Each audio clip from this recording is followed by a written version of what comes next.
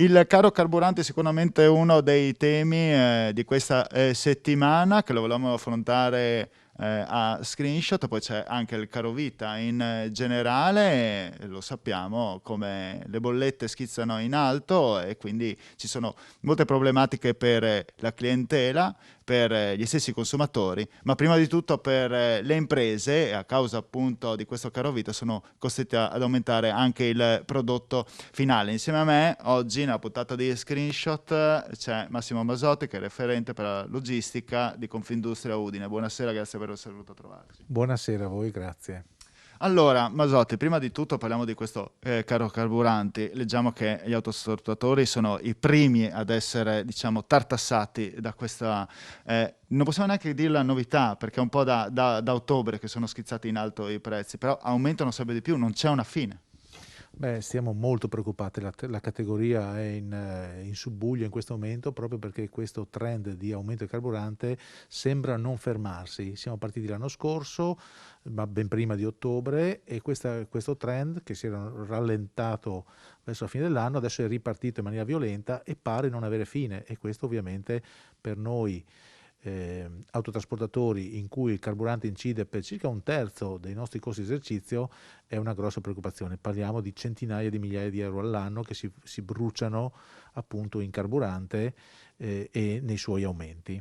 Un terzo l'hai detto, ma mi sa anche di, posso anche fermare quasi metà tra poco. Se dovesse continuare così non si sa dove si arriva. Certo, diciamo che a bilancio dell'anno scorso rappresentava un terzo. È chiaro che se il trend continua a salire e le previsioni davano $100 al barile per fine marzo, ma siamo già arrivati a 91 e quindi forse ci arriveremo ben prima di fine marzo ai $100 al barile, ma addirittura le previsioni danno anche a $150 al barile per fine anno, è chiaro che la preoccupazione c'è, perché $150, mi scusi, quanto potrebbe voler dire poi per il prodotto finale del carburante? Tanto beh, per far capire anche alla gente che ci sta seguendo. allora, il calcolo è particolarmente complesso Sì, perché poi riguardano l'accise anche. perché ovviamente mescolate nel prezzo c'è anche la parte delle accise, che quella è fissa e sono soldi che introita lo Stato, così come l'IVA invece è parte variabile.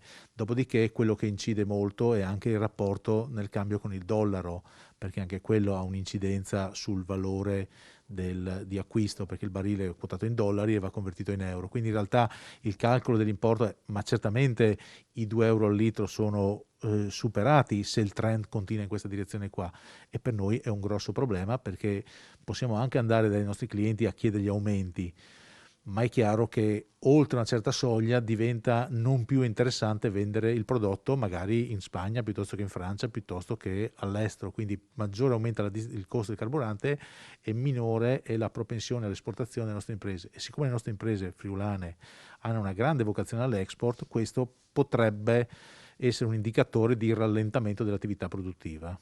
Nello stesso tempo ci sono tantissime imprese straniere invece che arrivano proprio, conosciamo, questa è un'arteria logistica anche dal centro-est Europa, con aziende che magari approfittano dall'estero, che hanno del carburante, pensiamo alla Slovenia, Austria, abbiamo visto in questi giorni anche attraverso i nostri servizi, in cui costa anche di meno, di essere noi i primi svantaggiati ed essere percorrere poco, vedere poco ancora di più nelle nostre autostrade, gli autotrasportatori italiani, vedere sempre di più quelli che arrivano dal centro-est Europa, una concorrenza che diventa sempre più, possiamo dire, sleale quasi, insomma, siamo in Europa ma alla fine le differenze ci sono.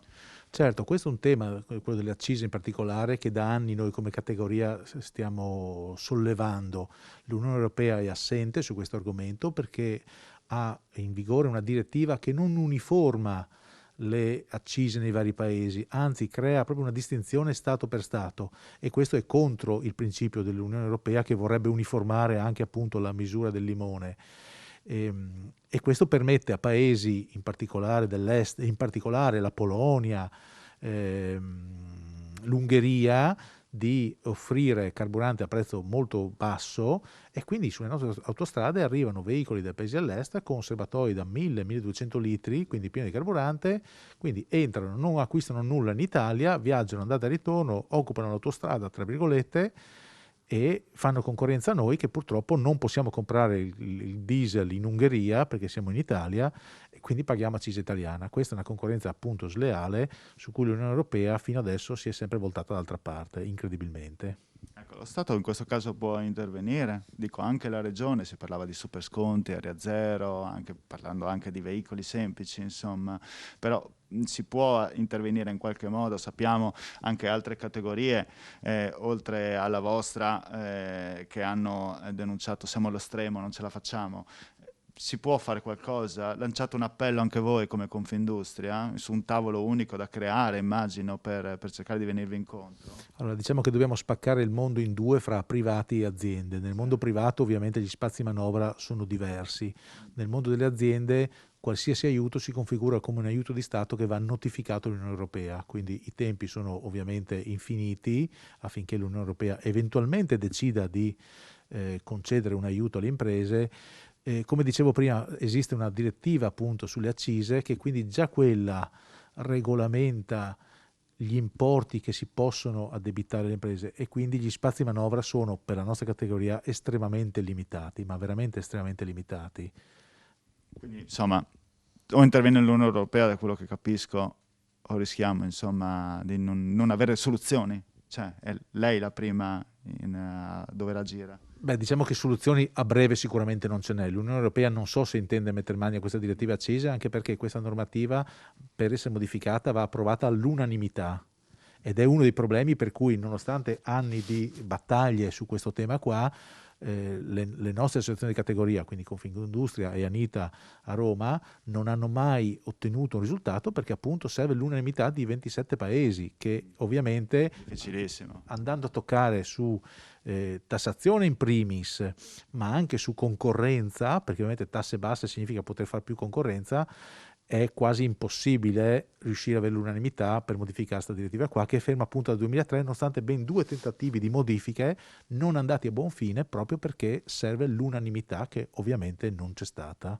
Senta Masotti, c'è un altro tema importante che riguarda voi autotrasportatori, la questione del personale, l'abbiamo anche parlato, insomma, anzitempo in una trasmissione proprio di Screenshot. A che punto siete? È sempre più difficile reperire personale, anche alla luce che il 15 di febbraio oltretutto ci sarà il Super Green Pass per over 50, quindi immagino che anche voi state monitorando un po' la situazione. Chi non è in regola con il vaccino non è guarito, rischia proprio di essere sospeso dal lavoro, perché poi ci sono anche delle sanzioni che voi rischiate come datori, no?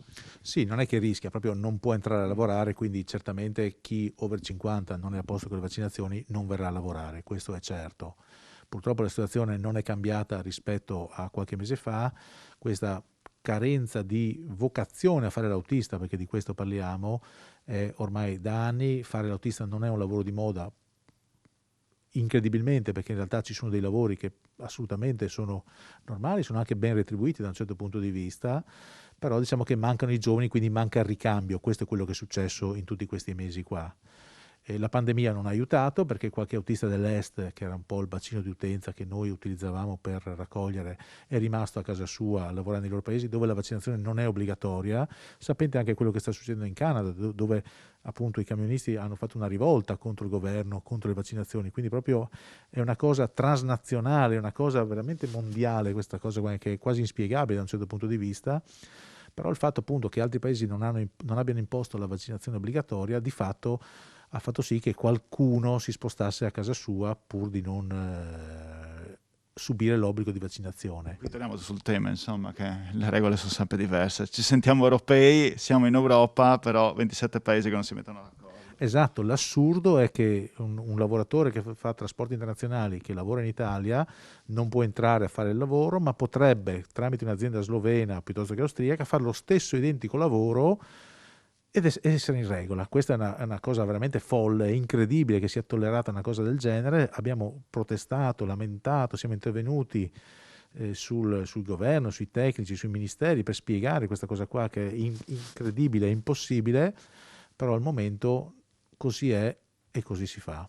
E quindi noi rischiamo di restare senza autisti. Al momento, ripeto, siamo con circa il 20-25% di personale in meno, causa malattie, assenze appunto, quarantene, pur se le norme adesso si stanno un po' snellendo, agevolando, e questo ci crea grossi problemi non solo di soddisfazione dei clienti, ma anche proprio di costi, perché il camion fermo ovviamente ha dei costi che vanno pagati a prescindere che se viaggia o se sta fermo. Quindi in sostanza ci sono varie problematiche che colpiscono il mondo dei trasporti. Si parlava una volta del cabotaggio. A qualche punto è a proposito per questa questione che è andata avanti per decenni? Si è risolta almeno questa? Ma diciamo di sì, che dal 2 febbraio è entrata in vigore una nuova normativa che impone, che ha semplificato per certi versi tutto un sistema burocratico che esisteva nel mondo dei trasporti, e dall'altro lato impone alle aziende straniere che fanno cabotaggio di notificare di fatto la loro presenza al Ministero italiano. Qui si passa appunto alla fase 2, che è quella dei controlli, cioè se poi lo Stato italiano decidesse di controllare tutti quelli che fanno le notifiche, troverebbe appunto chi sono quelli che evadono la parte, diciamo, fiscale contributiva in Italia, per poterli appunto poi accertare e recuperare. Quindi diciamo che da quel punto di vista abbiamo fatto un piccolo passo avanti verso una armonizzazione europea del mondo dei trasporti. È in vigore dal 2 febbraio, adesso vedremo gli effetti a stretto giro. Le norme valgono anche per gli italiani che fanno cabotaggio all'estero, peraltro, quindi è una norma che veramente vale per tutti. Speriamo che questa norma abbia gli effetti desiderati o comunque che rispetti i presupposti per cui è stata nata, per cui è nata e è stata scritta. Le chiedo anche in qualità di referente, insomma, per la questione logistica di Confindustria, le chiedo anche se il Friuli può giocarsi dal punto di vista della logistica un ruolo, visto che ci troviamo proprio al centro dell'Europa, ha tante potenzialità che vanno sfruttate, in che modo? Allora, diciamo che ogni nazione è al centro dei flussi di traffico, perché ormai i flussi sono questi corridoi europei, di fatto rendono tutte le nazioni al centro di qualcosa. Noi abbiamo certe vocazioni che sono portuali, ad esempio, con Portonogaro, Monfalcone, Trieste. Abbiamo un sistema ferroviario assolutamente funzionante, abbiamo una Pontebana sottoutilizzata, comunque in questo momento utilizzata in maniera adeguata per i flussi, ma con capacità di crescita. Dobbiamo collegarci meglio con il resto d'Europa dal punto di vista ferroviario per spingere ancora di più appunto l'export delle imprese italiane. Può darci una mano al PNRR, no? In questo, forse? Diciamo che a livello infrastrutturale siamo anche abbastanza coperti. Quello che servono adesso sono proprio i servizi di collegamento con gli altri paesi. Diciamo che abbiamo grandi possibilità, grandi spazi di crescita se riusciamo a prendersi e siamo capaci di prenderli. Questa sarà la sfida nostra sostanzialmente. E il futuro dell'autotrasporto? Beh, diciamo che il treno non può consegnare a casa delle persone, quindi certamente il trasporto rimarrà. Sicuramente il futuro, anche per questioni green, nei trasporti internazionali di lunga tratta passerà su treno anziché su strada, probabilmente la direzione è quella. È chiaro che il trasporto locale, l'ultimo miglio, queste cose qua, verranno comunque fatte via strada dai camionisti. Spariranno le lunghe tratte, come è pensabile e anche logico che sia, per tornare un po' al traffico locale. Comunque certamente l'autotrasporto non scomparirà perché la merce in qualche modo va consegnata. Grazie Masotti per essere intervenuto. Andiamo in pubblicità, ci vediamo tra pochi minuti sempre con Screenshot.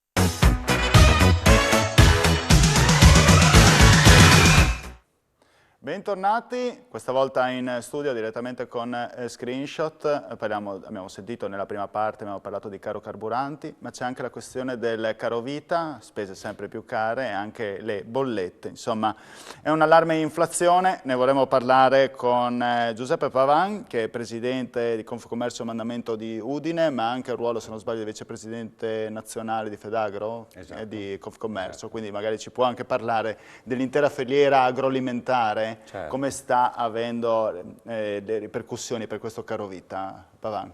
Com'è la situazione? Lo sapete benissimo anche voi, è un momento molto delicato, la filiera ne sta soffrendo moltissimo. Lei citava poc'anzi il settore proprio che mi appartiene.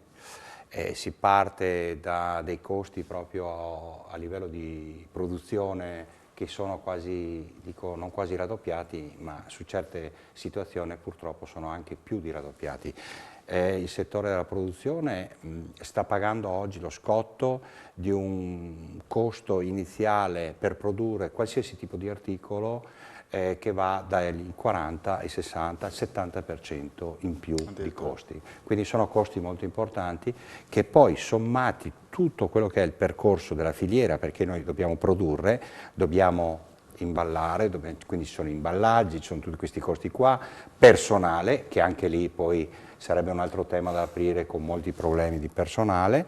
Lo affronteremo in questi 10 minuti. Ecco, anche, sì, beh, comunque è assolutamente un problema importante anche manca personale per ovvi motivi e soprattutto poi la filiera, dai trasporti, andando avanti con i trasporti, i costi di trasporti, minor volumi, perché la filiera oggi sta registrando, specialmente in questi ultimi 20 giorni, 30 giorni, minor volumi. Quindi situazioni poi di trasporto, visto che si fa tutto tramite gomma, situazioni di trasporto che vengono molto limitate e quindi a maggior ragione alla fine abbiamo più costi con dei trasporti magari mezzi vuoti, quindi va a incidere ancora di più sul prodotto finale e quindi va riversato tutto al consumatore.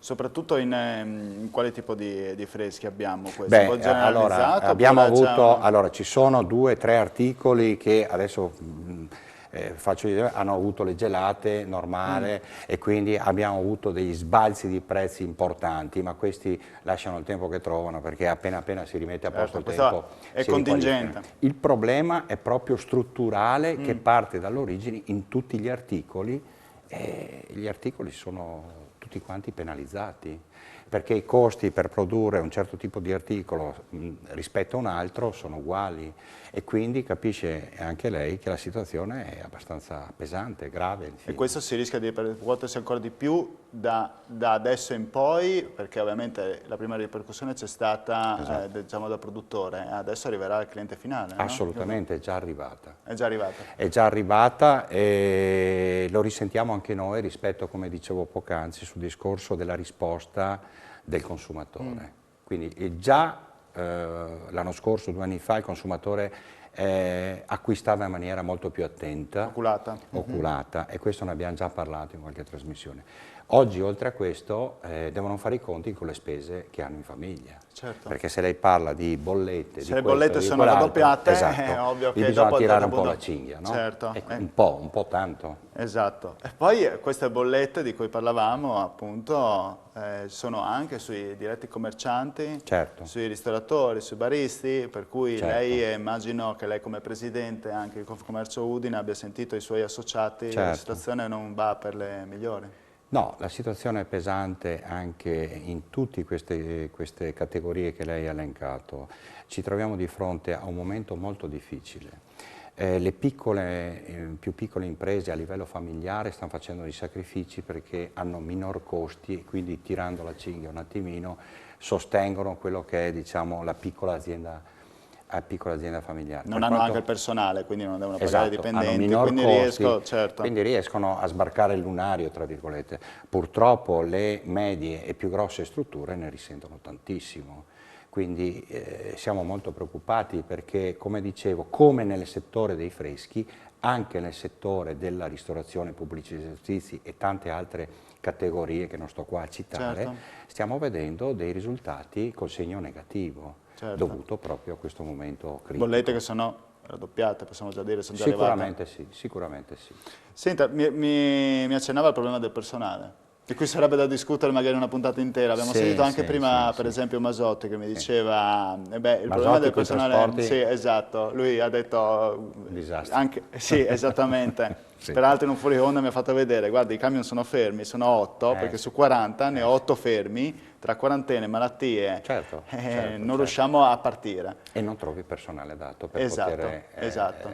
Nonostante magari gli stipendi per un autotrasportatore non sono... No, non è questione di stipendi, perché magari un'azienda, adesso ha fatto un nome di un'azienda strutturata e quindi un'azienda che si conosce nel territorio come tante altre aziende in quel settore, però purtroppo si fa fatica a trovare personale qualificato e in certe situazioni devi avere solo personale qualificato, non puoi mettere pinco pallino comune. Non ci si può inventare. Assolutamente. Un mestiere da un momento all'altro. Oltretutto immagino anche per la questione dei baristi e dei ristoratori Pavan che essendo stati fermi, diciamo, in 2 anni, almeno un anno di lockdown c'è stato per i baristi e i ristoratori, soprattutto molti stagionali hanno dovuto reinventarsi altri lavori, magari spostandosi in altri come l'edilizia, che poi è scoppiata per la questione del super bonus, abbiano abbandonato quel tipo di mestiere. Uno si adatta, diciamo, no? Certo. Uno si adatta. Il problema poi viene anche un problema poi di contratti di lavoro.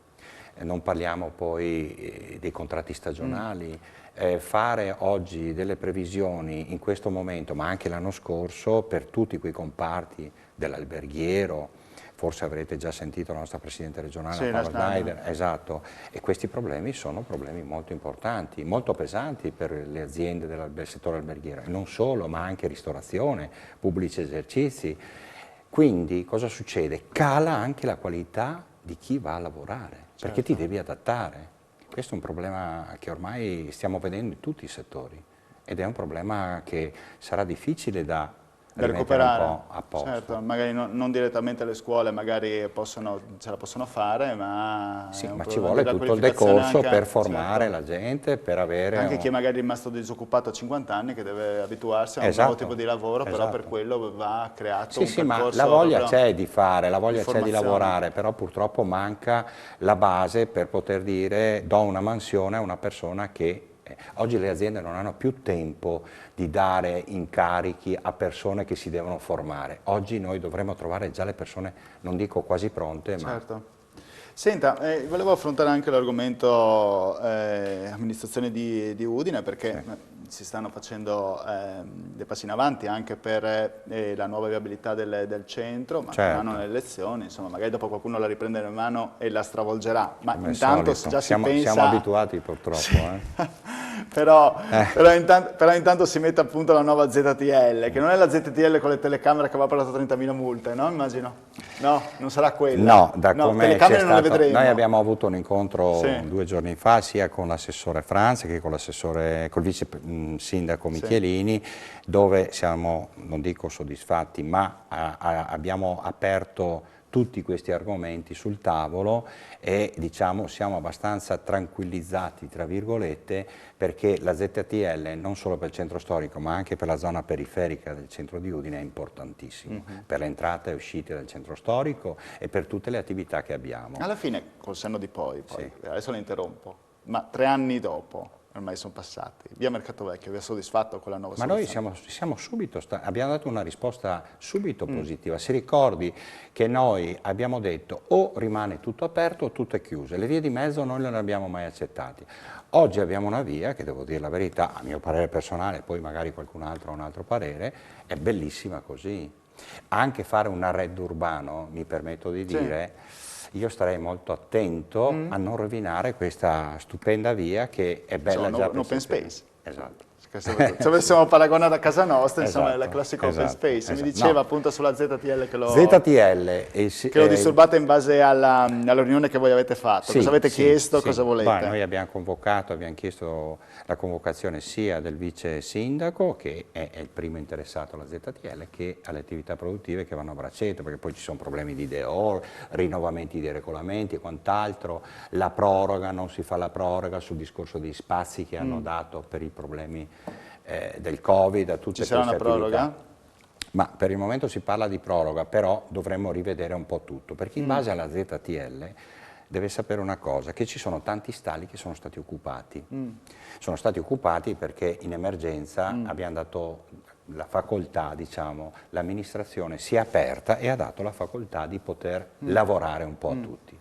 Adesso bisogna un po' rivedere tutti, gli stessi pubblici esercizi associati con Commercio sono d'accordo in quella che sarà la riorganizzazione di questi spazi a secondo degli stalli, perché noi abbiamo bisogno di stalli per parcheggi commerciali di carico e scarico, molto importanti per le attività del centro storico, per rispettare la filiera del freddo, per rispettare tutti quelli che sono i carichi pesanti, ma anche per i traslochi e quant'altro, quindi bisogna essere molto attenti.